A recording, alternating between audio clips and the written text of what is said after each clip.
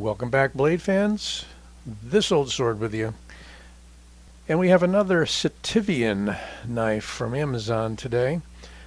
These are lower end budget knives. When I say lower end, in price, quality's not bad. You're going to spend about $27 for this on Amazon. It is a D2 knife, so that's all the basic stuff. We're going to get into measurements in a bit. It is very similar, and so this is the ST117. It is very similar to the ST115 that I did a review on back maybe a month ago or so. It is very much the same knife with just a little different blade profile and handle. And I'll give you some close-ups there. We've got a very wide, somewhat deep fuller, but guess what? Only on one side. Isn't that interesting? Either they didn't want to spend the money doing it on the other side, or, and that is a strong liner lock, by the way, the action otherwise is quite smooth. Appears to be on bearings, which isn't bad for an under $30 price point. You have no jimping on the flipper tab. It's about a medium height flipper tab, and it is set back somewhat, although that line goes right through the pivot, so opens quite easily. I'm not sure it's got that strong a detent. We can probably fail it, absolutely. But we have this fuller which can be used to thumb it open.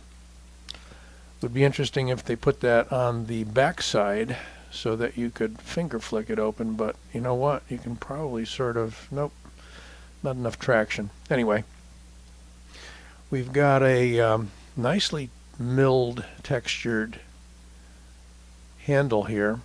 This is somewhat reminiscent of some of the other budget lines that I've done in the past, like Stedman, not Stedman, what am I thinking of? I'll think of it later. But we've got a backspacer out of G10. We've got handle scales out of G10. You got a pretty nice grain going there. And this little detail between kind of a faux bolster bleh, and the texture on the handle. Deep carry clip, sort of, pretty close. It's a folded over clip. They didn't go out of their way to do any flat screws, and let's see. It is, however, inset into the handle scale, and it is not reversible. And it is a heavy knife. We don't have any weight relieving whatsoever on the inside. That would have cost them a little more, hence raising the price. But it is a handful. It is a big, solid knife with no jimping on the back, but a nice thumb ramp, thumb swale, and an interesting kind of a spear point, drop point, whatever you'd like to call it, with a very gradual belly. They did a pretty decent job on the edge. It's got a little bit of bite to it, even with the smoothness. So let's see what we've got for size. Overall, 8 3/4 inches with a blade length of 3 3/4 inches and a cutting edge a little greater. Well, I'd say it's about 3 3/4 as well. Got that out of the way. So you're going to find a very thick handle, 0.71. Yeah, it's a beast of a handle on that one. And let's see what we got for blade stock. It's pretty thick, 3.8 millimeters. Here comes the figure that'll shock you, or not. Keep thinking the scale's just going to be on. Okay. All right, drum roll, almost 7 ounces, 6.95 ounces. That is a beast. I ain't going to make the ounce per inch quotient there.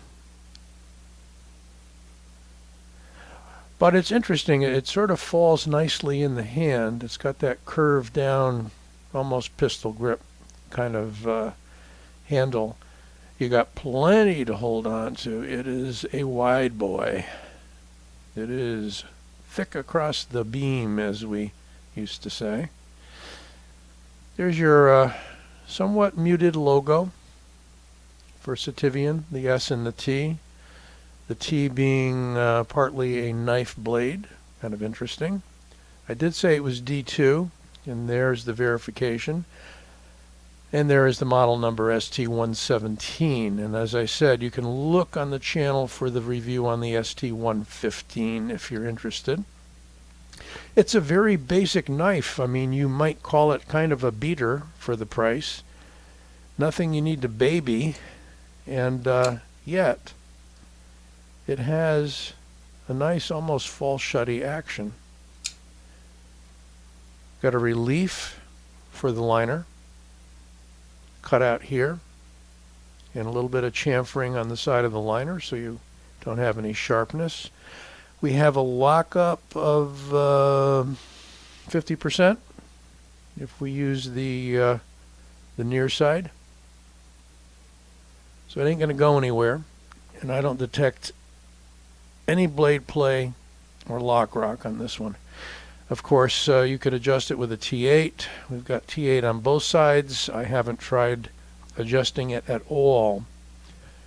This came in, I think about a week ago. I've been trying to get to it. But there you can see that swale for the thumb.